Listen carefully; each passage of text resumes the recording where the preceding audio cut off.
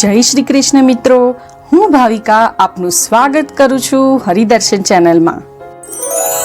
મિત્રો, આજના વિડીયોમાં આપણે જાણીશું મલ માસની વિતક કથા. તો ચાલો શરૂઆત કરીએ આજના વિડીયોની.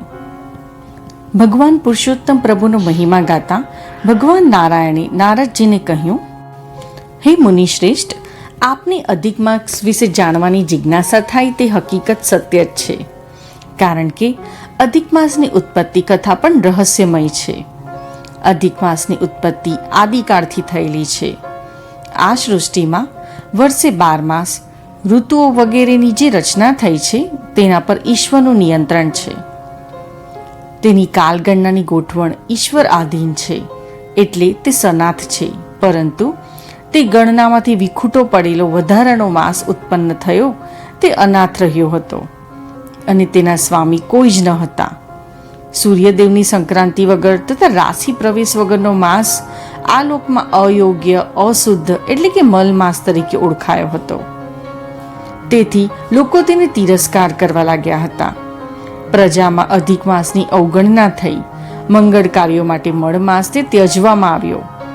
ત્યારે આ દેવત્વ વગરનો ઘૃણાસ્પદ માસ પોતાને થતા અપમાનને સહન ન કરી શકતા આખરે નારાયણની શરણે આવ્યો અને અહીં વૈકુંઠમાં મને પ્રણામ કરી ચોધાર આંસુએ રડવા લાગ્યો. ત્યારે હે નારદજી, મળ માસનું આક્રંદ સાંભળીને હૃદય દ્રવી જાય એવું દ્રશ્ય ઊભું થયું. મળ માસ કરગરીને મને કહેવા લાગ્યો, હે પ્રભુ, હે કરુણા સાગર, આપ ગરીબોના બેલી છો અને દયાના સાગર છો. હું ઘણો દુખિયારો છું. આપને વિનંતી કરવા આવ્યો છું, હે નાથ. હું અનાથ છું. હું આ સંસારમાં જન્મીને અપમાનિત થયો છું. લોકો મને મલમાસ કહીને તરછોડે છે. માટે હે પ્રભુ, મને સનાથ કરો. હું આપના શરણે આવ્યો છું. એમ કહી મલમાસ ચૂપ થઈ ગયો અને મારા ચરણમાં ઢળી પડ્યો. નારાયણજીના મુખેથી અધિક માસની વિતક કથા સાંભળીને નારદ મુનિનું હૃદય દ્રવી ઉઠ્યું. મુનિવર ઉદાર થઈ થોડીવાર શાંત રહ્યા. પછી ભગવાનને પૂછવા લાગ્યા, હે પ્રભુ, પછી તે મલમાસનું શું થયું તે હું જાણવા માંગુ છું. પ્રભુ શ્રી નારાયણ બોલ્યા, હે મુનિ નારદ, મારી પાસે આવી મલમાસની સાંત્વના મળી હોય એવું લાગ્યું. તેના મનમાં શાંતિ જણાઈ આવી. તેને લાગેલ આઘાતથી કળવળી. પછી અધિક માસ ગડગડો થઈ કહેવા લાગ્યો, હે પ્રભુ, આ જગતમાં મારું કોઈ નથી. હું નોધારો બની ગયો છું. તેથી આપના શરણે આવ્યો છું. બધા મને તરછોડે છે, પરંતુ હે નાથ, આપ મને ત્યજશો નહીં. નારાયણજી બોલ્યા, હે નારદજી, અધિક માસની કરુણ કથનીના પડઘા આખા વૈકુંઠમાં પડ્યા. મેં એને સાંત્વના આપી. અધિક માસ કહેવા લાગ્યો, હે પ્રભુ, આખા વર્ષના માનીતા 12 માસ છે. પણ જ્યારે મારું આગમન થાય છે ત્યારે લોકો મને તરછોડે છે, મારું અપમાન થાય છે.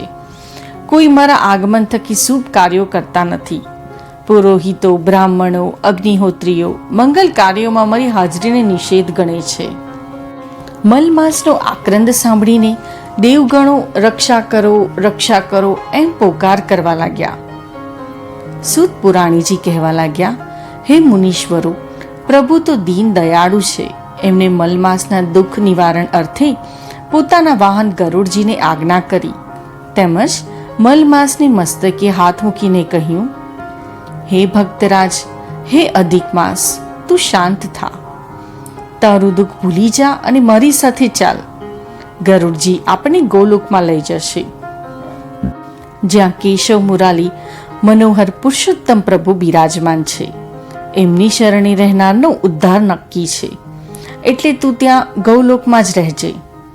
ભગવાનનો આદેશ થતાં ગરુડજીએ પાંખો ફેલાવી પ્રચંડ પૂરની જેમ આકાશ માર્ગે ઉડ્યા અને ગૌલોક ભણી ગયા. થોડી વારમાં દૂરથી ગૌલોક ધર્મના દર્શન થયા.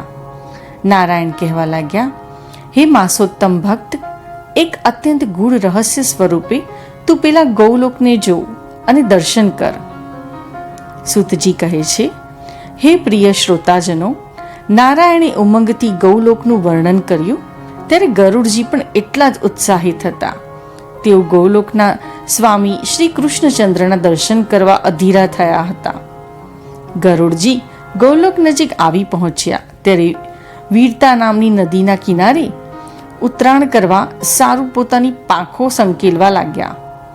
નગરીના તેજોમય દર્શન થતા મલમાસની આંખો અંજાઈ ગઈ.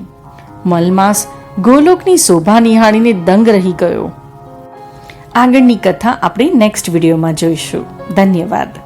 શ્રી પુરુષોત્તમ ભગવાનની જય. આશા રાખું છું મિત્રો કે આપને આ વિડીયો પસંદ આવ્યો હશે.